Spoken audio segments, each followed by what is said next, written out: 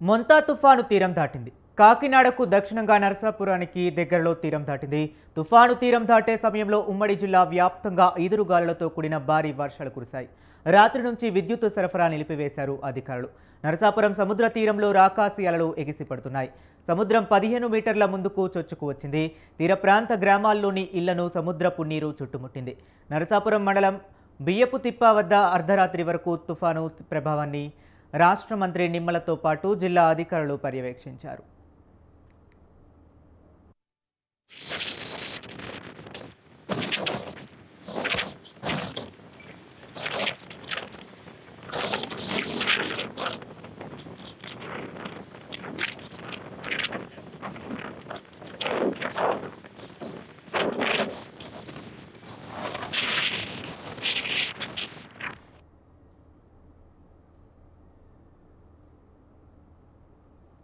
తుఫాను తాటికి కాకినాడ తీరం అల్లకల్లోలంగా మారింది. తాళరేవు నుంచి తొండంగి మండలం వరకు తీరం వెంబడి అలలు ఉవ్వెత్తున ఎగిసిపడుతున్నాయి. తుఫాను తీరం సమీపిస్తున్న కొద్దీ సముద్రంలో అలజడి మరింత తీవ్రమైంది. కొత్తపల్లి మండలం కొమరగిరి నుంచి కోనపాపపేట వరకు రాకాసి అలలు దాడి చేయడంతో రహదారి చాలా వరకు ధ్వంసమైంది. తీరం వెంబడి రాళ్లుగట్టు ఉన్నప్పటికీ 8 నుంచి 10 అడుగుల ఎత్తున అలలు ఎగిసి పడుతుండటంతో సముద్రం నీరు చేరి పొలాలు ముంపునకు గురయ్యాయి. ఈదురుగాళ్ల కారణంగా చాలా చోట్ల చెట్లు నెలకొరిగాయి. వాటిని ఎప్పటికప్పుడు తొలగించి రాకపోకలకు అంతరాయం లేకుండా ఏర్పాట్లు చేశారు. విరిగిన విద్యుత్ స్తంభాలను పునరుద్ధరించారు. తీర ప్రాంతాన్ని ఆనుకొని ఉన్న ఇళ్లను ఖాళీ చేయించి పునరావాస కేంద్రాలకు తరలించారు. సుమారు 12,135 మందికి ఆహారం అందించారు.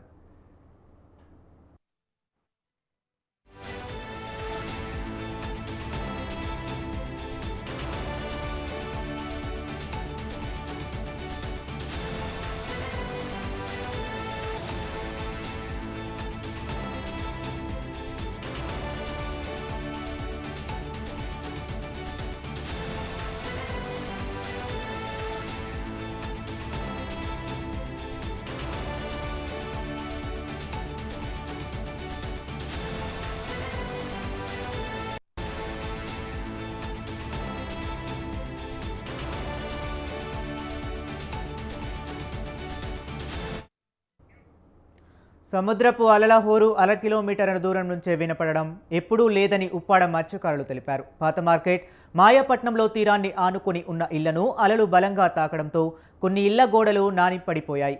అక్కడి వారిని ముందుగానే ఖాళీ చేయించడంతో ఎలాంటి ప్రమాదం చోటు చేసుకోలేదు.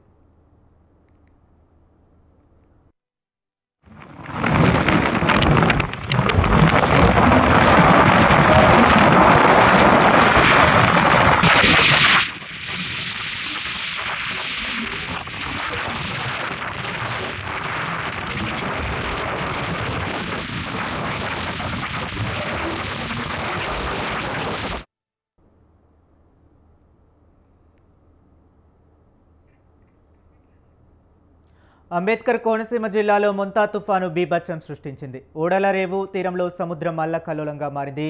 తీరంలో ఈదురుగాలులు ఉవ్వెత్తున అలలు ఎగిసిపడ్డాయి. ఈదురుగాలులకు పలు చోట్ల చెట్లు విరిగిపడ్డాయి. మామిడికుదురు మండలం నగరం గ్రామంలో 15 ఏళ్ల బాలుడిపై చెట్టు విరిగిపడడంతో బాలుడికి తీవ్ర గాయాలయ్యాయి. వెంటనే ఆసుపత్రికి తరలించారు.